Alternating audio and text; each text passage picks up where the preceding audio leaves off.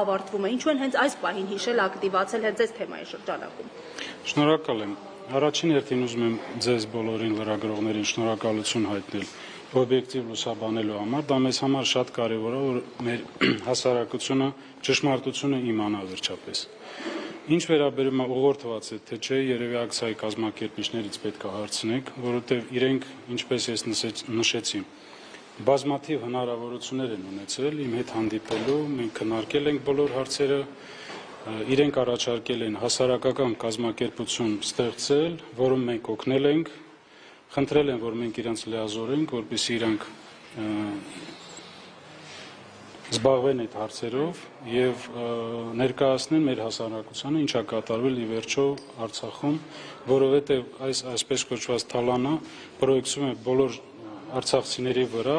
մի խումբ մարդիկ օգտվել են այս ամեն ինչից, բայց արցախցիները այսօր կրում են այդ պատասխանատվությունը բոլորի համար։ Սա ճշմարտություն։ Ինչ թալանի մասին է խոսքը, պարոն Շահրամանյան, այդ ներդրումային ֆոնդում որքան գումար կա այս պահին, ինչու է սառեցվել եւ ովքեր են ձեր ասած այդ մի խումբ մարդիկ, որոնք օգտվել են այդ այսպես կոչված թալանից։ Ներդրումային հիմնադրամը տեղափոխվելուց հետո չի գործում, այս ամեն ինչը խոսքը գնում է Արցախում տեղի ունեցած գործողությունների մասին, ներդրումային հիմնադրամը հենց դրա համար է ստեղծվել, որպեսզի տրամադրի գումարներ, ներդրումներ իրականացնելու համար։ Հիմա բոլորին մեղադրում են թալանի մեջ, բայց դա պետք է ստանա իրավական գնահատական։ Ձեր էլ է մեղադրում ուղիղ։ Ինձ մոտ եկած այդ մարդիկ որևիցե մեղադրանք իմ ուղղությամբ չեն հնչեցրել եւ նաեւ օգտվելու այս հարցից, որ դուք տվել եք, ուզում եմ դիմել նաեւ մեր ժողովրդին, որպեսզի ճշմարտությունը իմանան, տարբեր քննարկումներ ա գնում, որ Արցախի նախագահան ապրում է դղյակներում, չգիտեմ, ունի բիզնեսներ, տաքսի սերվիսներ, գազի զապարավկաներ ա ձեռք բերել, այս ամեն ինչը ճշմարտությանը չի համապատասխանում։ Ես Երևան քաղաքում ապրում եմ 12 թվականին իմ կողմից ձեռք բերված 60 քառակուսի մետրանոց, 2 սենյականոց բնակարանում իմ 5 հոգանոց ընտանիքով։ Դրանից ավել ես բան չունեմ։ Ի վերջո ովքեր են այդ թալանչիներով այդ թալանը։ 48 անուն ընտանիքներ են օգտվել եւ կլանների մասին են խոսում, ասում են հատուկ կլաններ են դրանից օգտվել, ինչ կլաններ են ակնարկում նրանք։ Այս ամեն ինչը շարժումները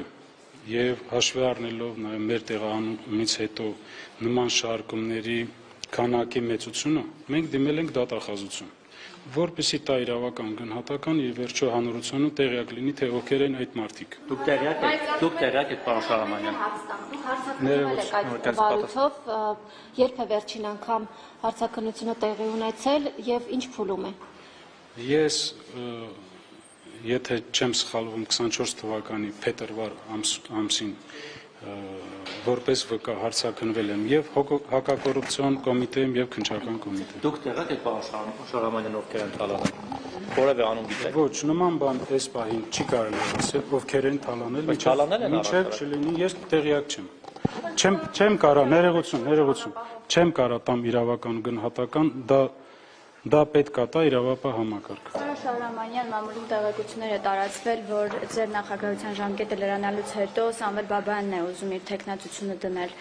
Ինչպես եք վերաբերվում այս հարցին։ Ես կառաջարկեի Սամվել Բաբայանից հարցնեք։ Ես ինչքան տեղյակ եմ, ծանոթացել եմ այդ գրառմանը, Սամվել Բաբայանի կուսակցությունը տվել է հայտարարություն, միասնական հայրենի կուսակցություն, որով հերքել է իր մտադրությունները որպես Արցախի նախագահ առաջնորդել։ Մամուլում տարածվող մեկ այլ տեղեկության